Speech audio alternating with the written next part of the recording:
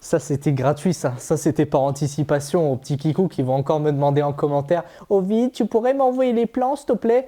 Il n'y a pas de plan frérot. Bon sinon dans cette vidéo comme à mon habitude vous commencez à peu près à connaître un peu mes projets. Vous savez qu'ils sont tellement peu fiables qu'ils essayent de me tuer à chaque fois. La dernière fois je m'en suis tiré avec un trou dans le poignet et un talon fissuré. Mais bon c'est pas grave. Aujourd'hui dans cette nouvelle vidéo vu que j'apprends pas du tout de mes erreurs, on va repousser toujours plus loin les limites cicatrisantes du scotch électrique et du torchon. Et aujourd'hui mon pote on va fabriquer un truc plus pimp, plus sale, plus grand et plus mortel, j'ai nommé le suicide kart. Parce que depuis tout petit, je rêvais d'un kart, je rêvais d'un truc où tu te poses comme ça et tu rides, tu cruises comme un pimp. Et aujourd'hui, c'est le grand jour.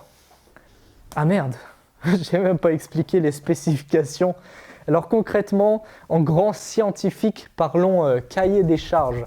Qui aura-t-il sur ce kart? Tout d'abord, on va commencer par lui faire un petit châssis tubulaire aux petits oignons. Digne des plus grands préparateurs automobiles, sauf que nous on va faire ce châssis en 2 semaines, c'est à peu près le temps qu'il faut aux grands préparateurs automobiles pour mettre de vis. Ce châssis tubulaire va accueillir un moteur YX 125 cm3 parce que oui c'est la S, j'ai absolument plus de budget pour acheter un autre moteur, mais au fur et à mesure des vidéos, je prévois que ce moteur il explose et soit remplacé par un CBR 500, CBR 1000, bref, on verra bien la souillerie qu'on trouvera sur le chemin. Pas de turbo, les turbos ils sont trop gros pour ce genre de moteur, ils n'ont pas assez de souffle pour les faire tourner, donc on va mettre un compresseur qui sera entraîné par des poulies. Donc les poulies, on va calculer au pifomètre des bons ratios pour que ce moteur n'explose pas sous la pression de ce chargeur qui est fait pour 1000 cc. Donc 1000 cc sur un moteur de 125 cc, vous voyez la douille. Ensuite, on va agrémenter chaque roue d'un petit système de suspension à double triangulation. Donc ce qu'il y a de mieux dans l'automobile, j'ai envie de dire. Et pour amortir, on va mettre des systèmes Telescopimp, donc brevetés Made in Ultimate Making. Les Telescopimp, c'est en fait les petits vérins pneumatiques, les trucs sur lesquels on va foutre 8 barres et le véhicule il va faire pfft, se lever et pfft, redescendre un peu comme les lowriders américains. C'est ce que j'avais mis sur le Drift Strike, sauf que c'était un peu nul. Le véhicule était tellement lourd qu'il avait du mal à se lever. Donc évidemment, maintenant on en aura 4 qui seront 2 fois plus larges que les autres. J'ai pas de souci à me faire là-dessus. Sûrement une gestion programmable, un ratio de 1,6 entre la longueur, la distance entre les roues ici et la largeur du véhicule. Pourquoi 1,6? Parce que 1,6 c'est à peu près le chiffre d'or pour les véhicules de drift. Donc ce que je vous propose, trêve de bavardage, épisode 1.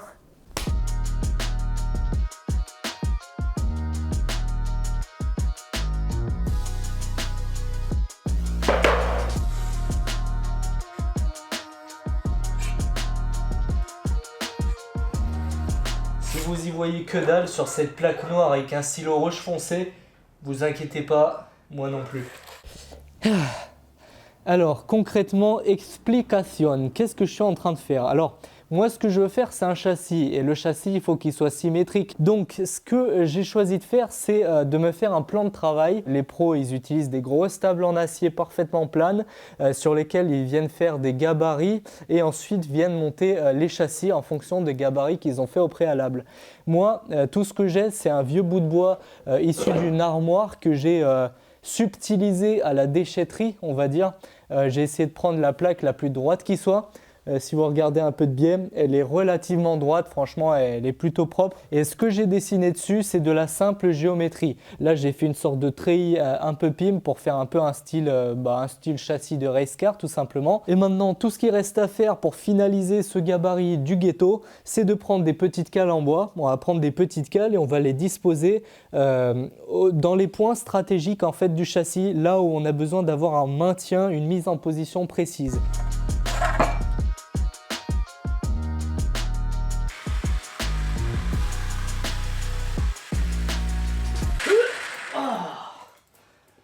Toucher du bois, moi ça me dégoûte. Putain.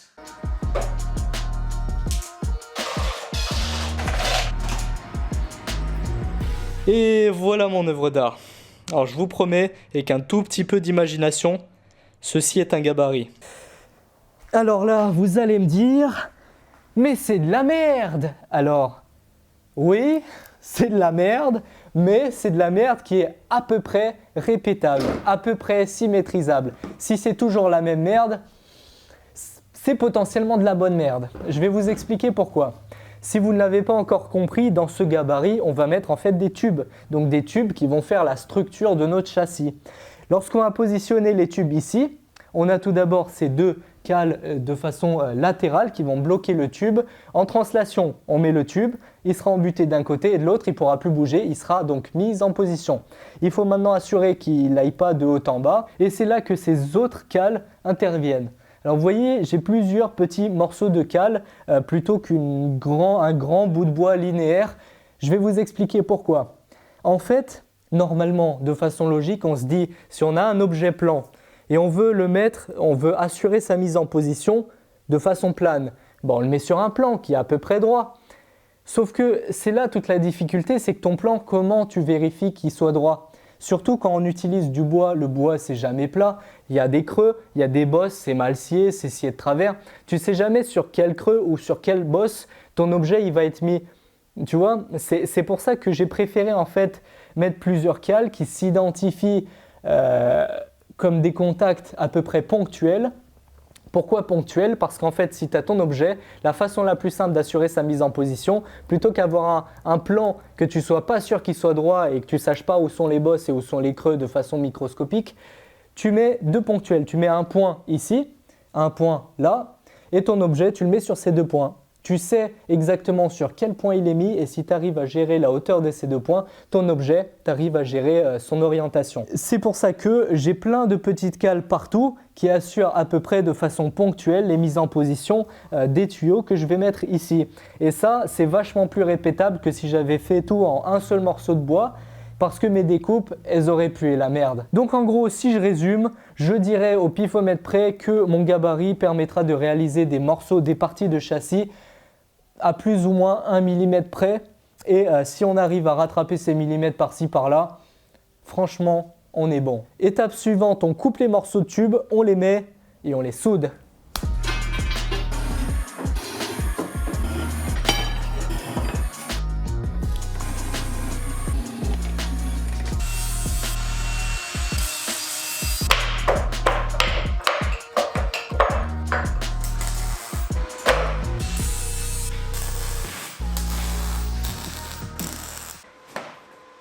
Et bien sûr, toujours accompagné de mon bon setup du ghetto.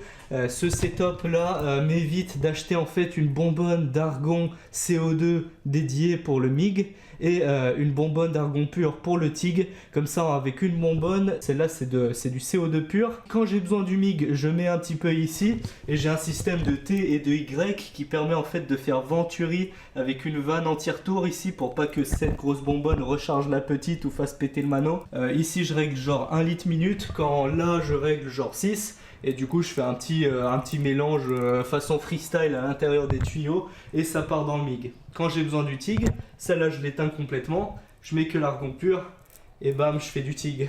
Et voilà, en bon roumain des bois, je vous partage les bons bails. T'inquiète bébé, c'est cadeau. Alors quand on n'a pas de grugeuse de tube, quand on veut faire un raccord à 90 degrés, eh bien moi ce que je fais c'est que je commence par faire deux coupes à 45, comme ça qui se rejoignent en un point. Et ensuite ce qu'on fait c'est qu'on lisse le creux. On vient ici à la meuleuse, on lisse un petit peu comme ça. C'est un peu ghetto, mais écoutez, ça fait l'affaire. Oui, bon d'accord, sinon il y a ça aussi, mais c'est un peu moins fair play.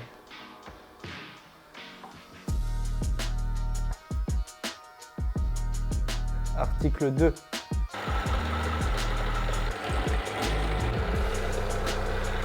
Waouh Charlotte, une femme à tout faire.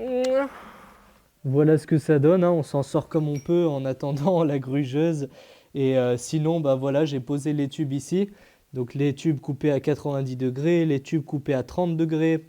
J'ai essayé de faire des doubles ajustements. Ici, vous voyez, ça rejoint pile là-dessus. Donc il fallait faire une double gueule de loup. Donc là, on pointe, on soude les derniers morceaux et on passe au deuxième.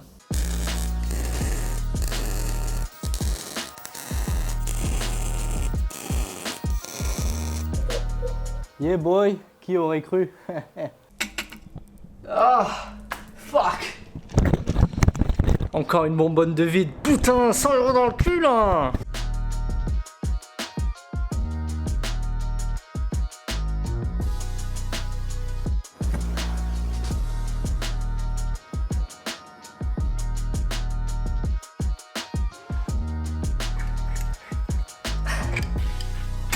Back in the game.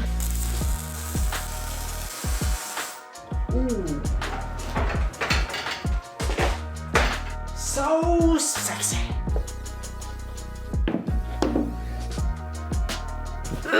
Oh. Le bon chewing-gum chaud. Matez-moi cette merde.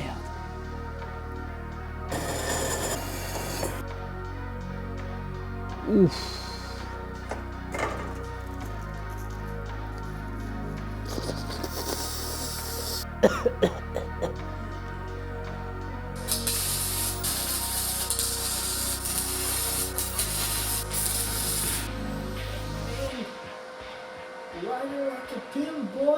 Mais juste avant de passer à la partie 2 de cette vidéo, laissez-moi vous introduire le sponsor d'aujourd'hui. 1, 2, 3, roulement. Et ouais, alors 1, 2, 3 roulement, je pense que vous connaissez déjà pour la plupart d'entre vous parce que c'est tout simplement la référence française du roulement à billes. Et quand je dis roulement à billes, c'est très restrictif parce qu'ils ont évidemment, toutes les gammes imaginables et possibles dans tout ce qui est roulement à billes, donc liaison pivot sur billes, sur aiguilles, sur rouleau, sur cône, bref, absolument tout. Ils ont aussi des roulements pour l'automobile, ça va me servir pour les moyeux des roues arrière. Mais pas seulement, ils s'occupent aussi de tout ce qui est liaison glissante. Donc vous voyez, là c'est par exemple des rotules qui vont justement me servir pour les bras des suspensions. Mais ils ont aussi des paliers glissants en bronze, ils ont des courroies, des circlips. Bref, pour moi ça englobe tout ce qui est liaison, que ce soit liaison qui tourne ou liaison qui glisse ou liaison qui bloque. Et voilà, vous connaissez la chanson, tous les liens sont en description. Si jamais ça peut vous donner des idées ou vous inspirer pour vos projets, n'hésitez pas à checker le lien. Et sur ce, on passe au tableau, transition. Donc là, on va s'occuper des A-arms. Donc on appelle ça les suspensions à double triangulation en français. C'est en fait des systèmes de pivot pour assurer la bonne tenue de route et voilà, pour tenir les roues et les essieux et tout ça. C'est technologie race car perfecto. Et donc pour ça, il va falloir réaliser 8 bras, donc 2 sur chaque roue. Normalement, vous pouvez faire 8 bras exactement les mêmes. C'est juste que moi, j'ai décidé de faire 4 à l'avant comme ça, un peu plus arrondi, et 4 à l'arrière, plus triangulaire, parce que je sais que ceux-là, ils vont être insupportables à faire. Ça va vraiment péter le fion. Et donc, je sais que je vais péter un câble et à l'arrière, j'en pourrai plus et je vais faire des trucs tout simples. Je me connais. Mais maintenant, en fait, ce qui est critique là-dedans, c'est que ces deux axes-là, ces deux axes de pivot, par exemple, ils doivent être parfaitement parallèles, tu vois. Donc, pour assurer leur parallélité, il va falloir faire des gabarits, à la fois pour faire des gabarits là et là. Donc, pour être sûr que chaque bras que je fabrique est exactement le même bras que le bras précédent, pour pas que mes roues soient comme ça, tu vois. Deuxième chose hyper importante, vous voyez les trucs jaunes, ces petites merdes là, en fait, c'est des paliers glissants en bronze. Tu vois, l'acier sur l'acier, ça frotte de façon dégueulasse, ça fait hi. Alors que si vous mettez des paliers comme ça en bronze, c'est un coefficient de frottement bien inférieur à celui de l'acier, donc ça va glisser mieux, ça va être hyper propre, il n'y aura pas de jeu dans les articulations et tout ça. Ce à une condition, de respecter les ajustements de serrage du constructeur. Et ça, c'est une autre histoire. Vous voyez, les trucs jaunes, il faut qu'ils soient montés serrés dans les tuyaux. Donc, il faut que j'alaise les tuyaux avec des tolérances très spécifiques. Pour ceux qui connaissent le langage, c'est genre des grands G7, petit H6, voilà, des tolérances qui chevauchent un peu pour que ce soit serré, mais pas que ça flotte dedans et pas que ça soit écrasé non plus. Donc là-dedans, il va falloir réusiner ces pièces-là, non seulement pour être exactement les mêmes dans leur longueur, pour tenir les côtes au centième près, mais aussi pour les trous à l'intérieur, pour insérer ces inserts-là. À l'avant, par contre, on aura des rotules. Et là, de vue avant, on ne le voit pas, mais si on penche ça, on aura des angles de carrossage et des conneries. Et surtout que mes roues avant, elles vont devoir être directrices. Donc il faut que j'ai un axe de rotation ici.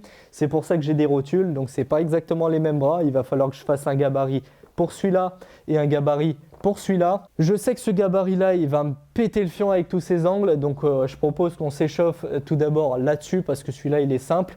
Mais avant de faire les gabarits, il faut usiner ces tuyaux. Donc dès qu'on a ces tuyaux, on monte serré ces paliers. Ensuite, on fait les gabarits et on soude. Transition.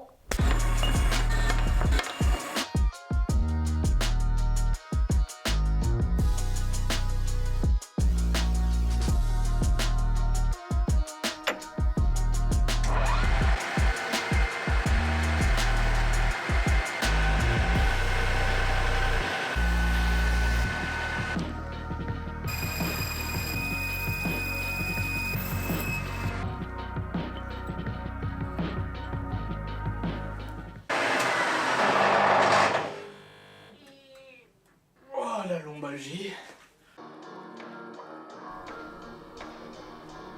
Waouh!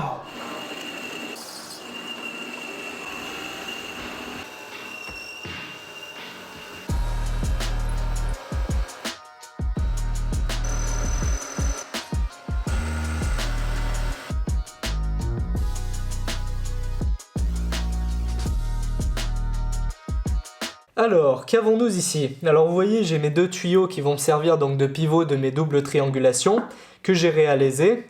Et la nouveauté, c'est que j'ai fabriqué en fait, j'ai refabriqué ces paliers en bronze, je les ai fabriqués en aluminium, exactement la même chose. Et pourquoi? Eh bien c'est très simple, en fait, lorsque je vais faire le gabarit et je vais souder mes tuyaux, je vais les souder, ils vont arriver par là, et donc ces trucs-là qui vont être à l'intérieur, ils vont manger énormément de chaleur, ils vont se prendre des déformations, ils vont se gondoler dans tous les sens, et plutôt que foirer ces trucs tout neufs que j'ai payés, j'ai préféré les refabriquer en aluminium, à la même cote, les mettre dedans, et comme ça, si jamais il y a un problème, c'est eux que je casse et pas ceux-là. Ça va se mettre comme ça, et donc pour démonter le truc, je vais juste secouer et il y a tout qui va sortir. Voilà, plus qu'à faire le gabarit, monter l'ensemble et souder. Et pour faire le gabarit, on va pas utiliser de la bonne ferraille toute neuve, surtout avec les prix de nos jours. On va plutôt prendre ce vieux morceau de cadre de lit que j'ai récupéré dans la rue il y a quelques années. D'ailleurs, pour ceux qui me suivent depuis longtemps, pour l'anecdote, vous reconnaissez, j'ai fait ma première pimpounette avec ce morceau. Il m'en reste encore du coup. Et pour tous les bouffeurs de soja de Paname là, qui me disent que je suis pas écolo, tous des mythos. Ouh yeah. Oh le con. Oui. Ouais. Il est temps pour toi, ma petite Charlotte, d'accomplir ton devoir conjugal. Et regardez-moi ces merveilles. Fraise carbure monobloc, Banggood. Quoi, 5 balles? Petit jeu de cale Banggood, naturellement. Franchement, les mecs, quand vous achetez ces cales-là sur Othello ou sur je sais pas quoi de mes couilles, bah vous vous faites pigeonner. Genre vous payez 3 fois plus cher des trucs qui viennent de Chine. Autant acheter à la source. Waouh! Et ça, dans la charte du PIM, ce n'est rien d'autre que l'article 16.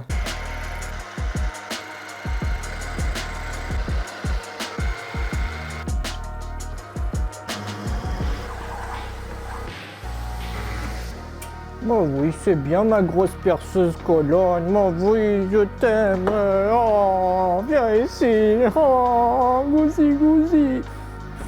Ah Corona.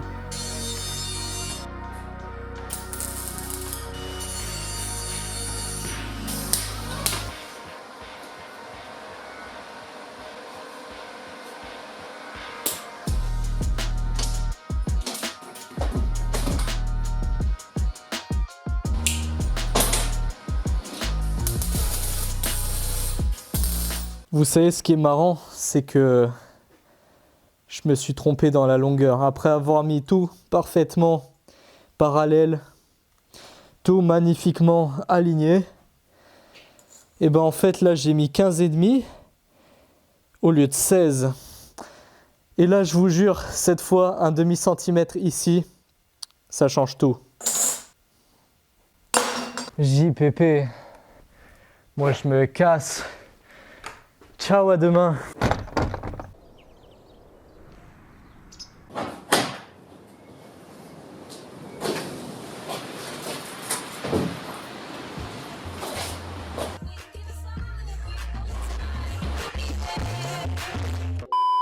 Bon, pour faire la version plus chiante du deuxième gabarit, celui pour les roues avant, eh ben, je vais user une fois de plus de mon stock cadre de lit.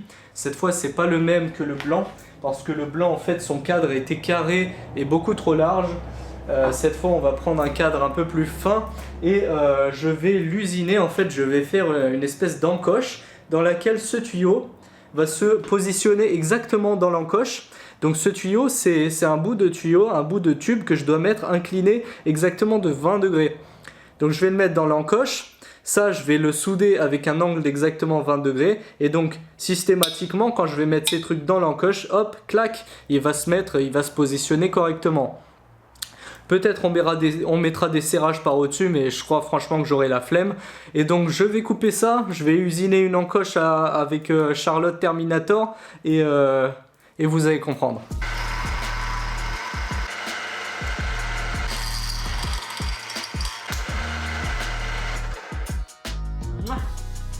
Oh, Parmigiano aussi! Snug and fit.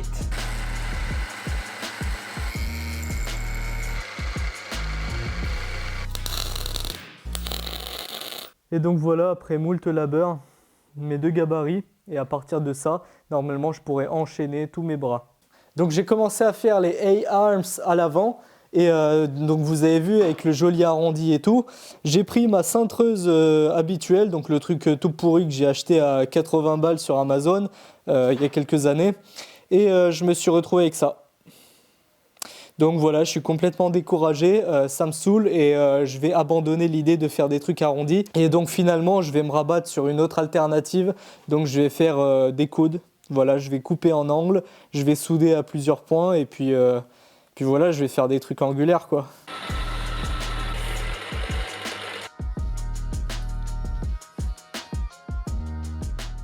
Et donc voilà ce que ça donne. Donc j'ai fait mes découpes, j'ai pointé en place. Je suis désolé, j'ai rien filmé, tout simplement parce que j'étais trop énervé pour tenir des propos non insultants, notamment à cause des 2 dents que j'ai pétées sur ma scie cloche. Donc maintenant, elle a moins de dents que ma grand-mère, mais je continue à scier quand même avec, tant pis. J'ai fait mes découpes, ça m'a bien fait chier parce que quand vous regardez, on est droit là. Ben en fait, on a 20 degrés comme ça et 80 degrés comme ça. Merci Stahlwerk d'ailleurs pour ce rapporteur qui m'a été hyper utile. Donc je mets le truc en place, je m'aligne à l'œil à peu près pour respecter la même pente et je fais mes découpes. Par contre, j'en ai qu'un seul. Donc voilà, super pratique hein, si jamais vous voulez l'acheter. D'ailleurs, c'est hyper précis, ça va super, ça s'aimante hyper bien. Bref, que du bonheur, mais j'en ai qu'un seul. Et pour le deuxième angle à 20 degrés, je l'ai fait à peu près au pif. Donc j'ai incliné comme ça. J'ai plissé les yeux et puis j'ai prié pour que ça passe. Et puis la plupart du temps ça passe. Et puis des fois quand c'est un peu foireux, j'utilise la meuleuse pour redresser un petit peu, pour lisser et puis rattraper un peu les angles que j'ai foirés. Donc voilà où j'en suis. J'espère que vous êtes satisfaits parce que la romanitude est plutôt olympique. Donc il ne me reste plus qu'à souder tout en plein, finaliser mes bras arrière, finaliser mes bras avant. Et écoutez, on rentre à la maison. Il s'avère que j'ai fait les pires soudures de ma vie. Je les assume absolument pas. Donc j'ai tout poncé. Il m'en reste 2 à faire, ces 2-là je m'applique. Waouh, du ponçage, de l'acétonnage. C'est du jamais vu ça mon garçon, ça fait genre 1h30 que je prépare cette merde. J'ai pas encore soudé putain.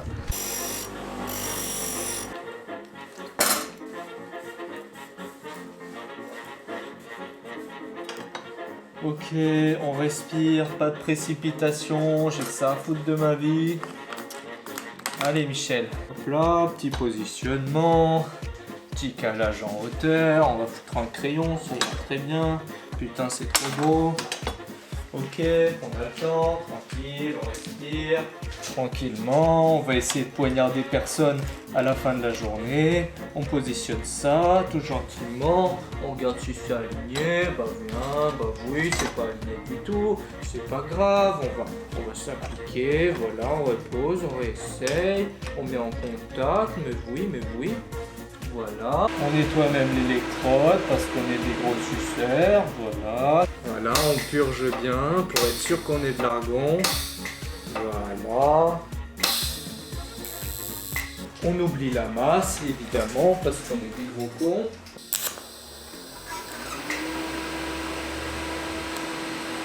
Super.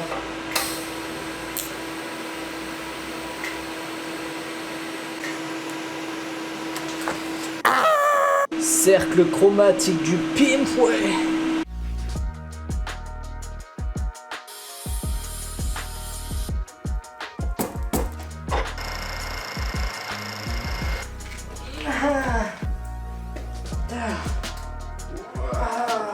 Je touche le fond, je creuse encore.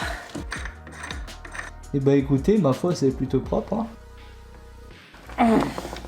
Le plus dur dans un début de filetage comme celui-là, surtout les gros filetages de merde, ça c'est du M18 x 1,5, c'est que si t'arrives pas à mettre assez de pression quand tu l'entames, assez de pression au-dessus, bah du coup les premières dents du tarot elles arrivent pas à manger.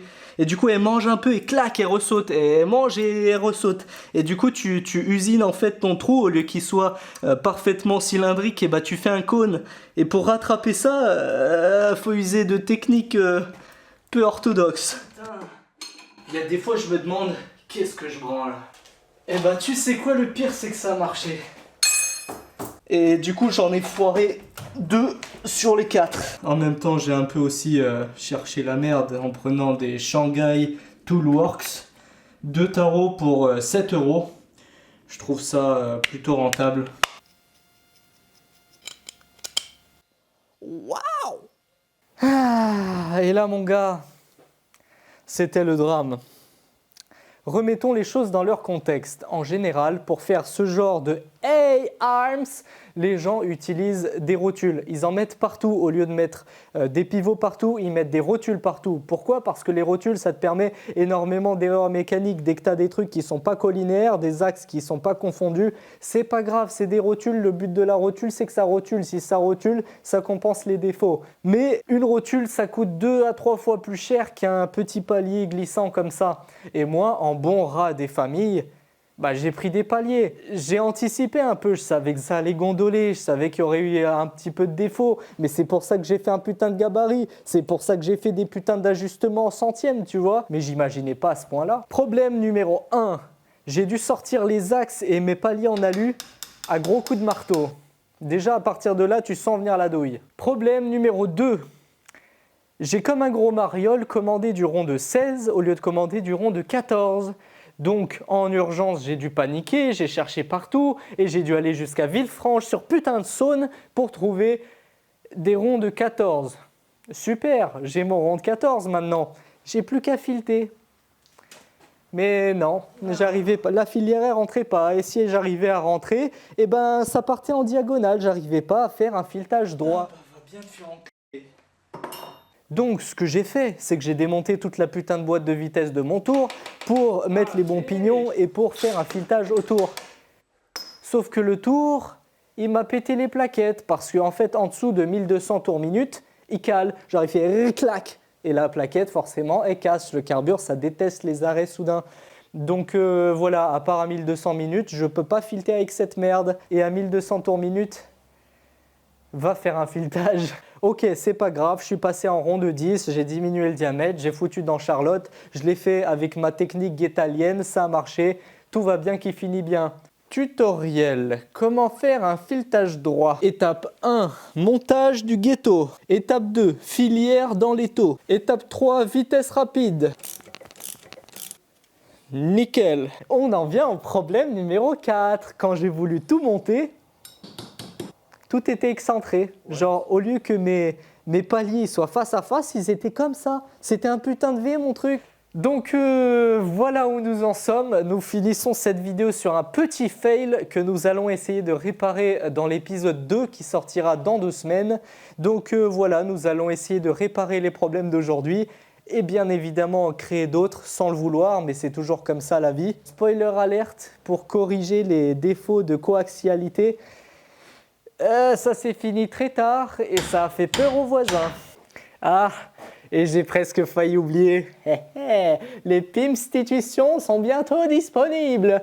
Donc voilà, je vous en parle plus en détail dans la vidéo partie 2. J'ai passé 7 heures sur Photoshop pour remasteriser le tout et rendre ça vraiment magnifique.